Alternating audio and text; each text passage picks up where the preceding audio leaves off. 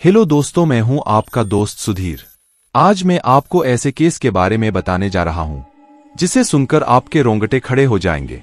यह कहानी एक नाबालिग लड़की की है जिसे अपहरण करके 40 दिनों तक बलात्कार और साथ ही मारपीट किया गया था।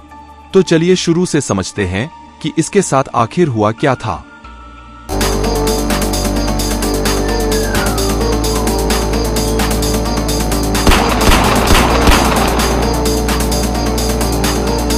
जुंको फुरुता जापान में एक याशियो मिनामी हाई स्कूल में पढ़ाई करती थी।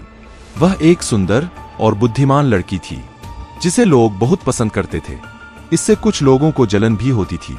वह धूम्रपान नहीं करती थी, शराब नहीं पीती थी या ड्रग्स नहीं लेती थी, जिसके कारण कई गैंगस्टर जैसे लड़कों को पसंद नहीं आती थी। उनमें से एक लड़का जिसका नाम हिरोशी मियानो था, जो उससे प्यार करता था। इसने उसे कई बार प्रपोज भी किया था। हिरोशी मियानो स्कूल का बदमाश था, इसलिए डर से किसी ने इसे कभी किसी भी चीज के लिए ना नहीं कहा था। जब फुरुता ने इसका प्रपोजल ठुकराया तब इसे बहुत बुरा लगा और इस बात को दिल पर बैठा लिया। फुरुता अक्टूबर 1988 से स्कूल के बाद एक प्लास्टिक मोल्डिंग फैक्ट्री में काम किया करती थी। फुरुता इस पैसे को सेविंग करती थी जिससे कि वो आगे की पढ़ाई को जारी रख सके, जिसके कारण फुरुता ने एक इलेक्ट्रॉनिक्स रिटेलर में नौकरी भी स्वीकार कर ली थी, जहां उसने पढ़ाई के साथ साथ पार्ट टाइम जॉब करने की सोची थी। 25 नवंबर 1988 को लगभग रात 8:30 पर फुरुता अपनी नौकरी की शिफ्ट खत्म करने के बाद अपनी बाइक से घर जा रही थी। तभी एक लड़का बाइक से आता है और उसे टक्कर मारकर गिरा देता है, साथ ही उससे बदतमीजी करने लगता है। तभी वहां हिरोशी मियानो आता है और उन लड़कों से इसकी जान बचाता है। इसके बाद हिरोशी मियानो फुरुता से कहता है, चलो मैं तुम्हें तुम्हारे घर तक छोड़ देता हूं। जुंको फुरुता को लगता है कि इसने हमारी जान बचाई है तो घर तक छोड़ ही देगा, और वो उसके साथ जाने के लिए हाँ कर देती है। और यही गलती उसकी जिंदगी का सबसे बड़ी गलती थी, क्योंकि ये हिरोशी मियानो का ही एक चाल था और ये उसके जाल में फंस गई। रात करीब 9:50 पर हिरोशी मियानो फुरुता को टैक्सी से टोक्यो के एक होटल में लेकर जाता है, जहां उसने उसके साथ बलात्कार करता है। और होटल से हिरोशी ने फोन करके अपने 3 और दोस्तों को फुरुता के बारे में बताता है और इसका दोस्त उसे पकड़कर रखने के लिए कहता है। लगभग 3 बजे हिरोशी मियानो फुरुता को पास के ही एक पार्क में ले गया, जहां इसके तीनों दोस्त इंतजार कर रहे थे। उन्होंने उससे कहा कि मैं जानता हूं कि तू कहां रहती है, और अगर तुमने भागने की कोशिश की तो याकूब के मेंबर्स पूरे परिवार को मार डालेंगे। जिससे फुरुता बहुत डर जाती है, क्योंकि याकूब उस समय जापान के बहुत खतरनाक गैंगस्टर था। हिरोशी मियानो भी उनमें से एक था, जिसके कारण वो डर जाती है। लड़के जुंको फुरुता को टोक्यो के अराची के अयासे पड़ोस में अपने ही दोस्त के घर लेकर जाता है। इन लोगों ने जुंको फुरुता को डराकर अपने माता पिता को फोन करने के लिए कहते हैं और यह बताने के लिए मजबूर करते हैं कि वो एक दोस्त के साथ रह रही है और वो कुछ दिनों के बाद आएगी। जुंको ने बिल्कुल वैसा ही किया जैसा उसे बताया गया था। इसके पीछे का कारण ये था कि उनके घर वाले पुलिस में रिपोर्ट दर्ज नहीं करवाएं और खुद भी ढूंढने का प्रयास न करें। नोबुहारू मिनाटो के माता पिता, जिनके घर में जुंको फुरुता को रखा गया था, कई बार वो वहां अपने बेटे से मिलने आया करते थे, लेकिन माता पिता को ये लोग बताते हैं कि वो उनमें से किसी एक की गर्लफ्रेंड है। हालांकि जब यह स्पष्ट हो गया कि उसे घर पर किडनैप करके रखा गया है, तब अपने ही दोस्त के माता पिता को मारने की धमकी देने लगते हैं, जिससे वो लोग डर से किसी को कुछ नहीं बताते हैं।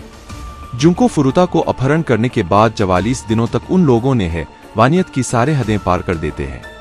उसे कड़ाके की ठंड में बिना कपड़ों के बालकनी में पूरी रात छोड़ देते थे। उसके साथ हर दिन रेप करते थे। उसके साथ 100 से अधिक लोगों ने बलात्कार किया और सारे लोगों ने मिलकर 500 बार बलात्कार किया था। एक दिन में उसके साथ 12 अलग अलग लड़कों द्वारा बलात्कार किया गया और उसे बहुत बेरहमी से गोल्फ क्लब से पिटते थे और चेहरे को सीमेंट के फर्श पर रगड़ते थे। एक बार तो उन लोगों ने जुंको फुरुता के शरीर के सारे बाल लाइटर से जला दिया था। उन लोगों ने जुंको फुरुता के शरीर में प्राइवेट पार्ट के द्वारा बहुत सारी वस्तुएं डाली गई थी, जो मैं यहां बता भी नहीं सकता। जुंको फुरुता को खाने के लिए जिंदा कॉकरोच दिया जाता था। जिस दिन ये खाने से मना कर देती थी, उस दिन उसे भूखे रहना पड़ता था। एक समय जब ये चारों शराब पीने के बाद आराम कर रहे थे, तब उसे पुलिस को बुलाने का मौका मिलता है और पुलिस के पास फोन करने की कोशिश भी करती है, लेकिन वो पकड़ी जाती है। फिर उसे बांधकर चारों मिलकर उसका रेप करते हैं। उसके पैरों को जला देते हैं। पैर में गंभीर जलन और मांसपेशियों में गंभीर चोट के कारण वह कई दिनों तक चलने में असमर्थ हो जाती है। चूंकि सर्दी का मौसम था, इसलिए उसे ठंडे बालकनी में हाथ पैर बांधकर सोने के लिए छोड़ देते हैं। 30 दिनों में जुंको फुरुता के साथ इतना अत्याचार किया गया था कि वो ठीक से पेशाब भी नहीं कर पाती थी। उसके हाथ और पैर बुरी तरह जले हुए थे और उसे नीचे बाथरूम तक रेंगकर जाने में 1 घंटे से अधिक समय लगता था। उसके कान के पर्दे भी क्षतिग्रस्त हो गए थे और उसका मस्तिष्क छोटा हो गया था।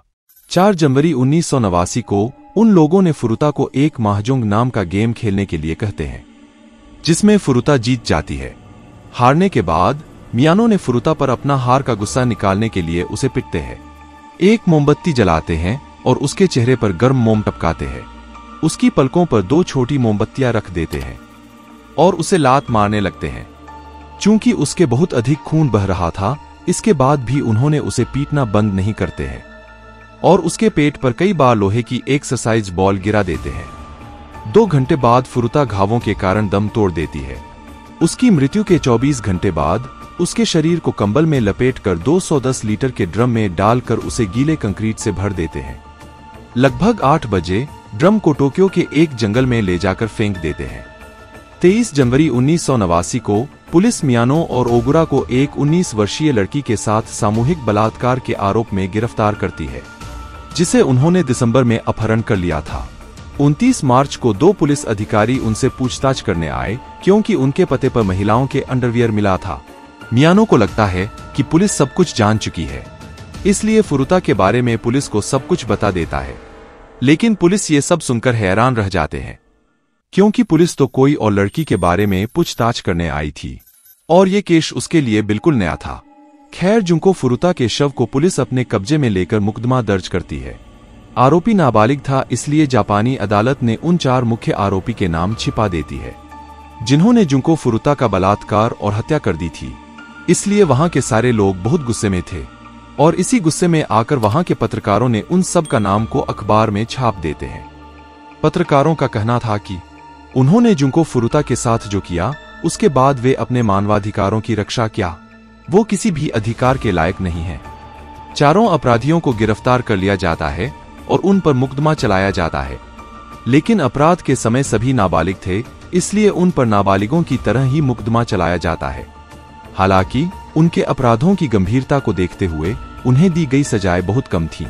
3 लड़कों को 8 साल से कम की सजा हुई और हिरोशी, जो मुख्य आरोपी था, उसको शुरू में 17 साल जेल की सजा सुनाई गई, लेकिन उनकी अपील के बाद उनकी सजा और कम कर दी गई। जुंको फुरुता की यातना और हत्या से अंतर्राष्ट्रीय आक्रोश पैदा हो गया था। सारे लोगों का कहना था कि उन लोगों को बहुत कम सजा दी गई है, जो कि सच भी है। बाद में जज ने भी कहा था कि उन लोगों को और कठोर सजा होनी चाहिए, लेकिन जापान का कानून ही ऐसा है, इसमें हम कुछ नहीं कर सकते हैं।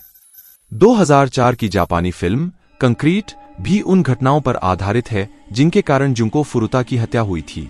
कम से कम 3 किताबें जापानी लेखकों द्वारा लिखी गईं जो इस मामले से प्रेरित थे।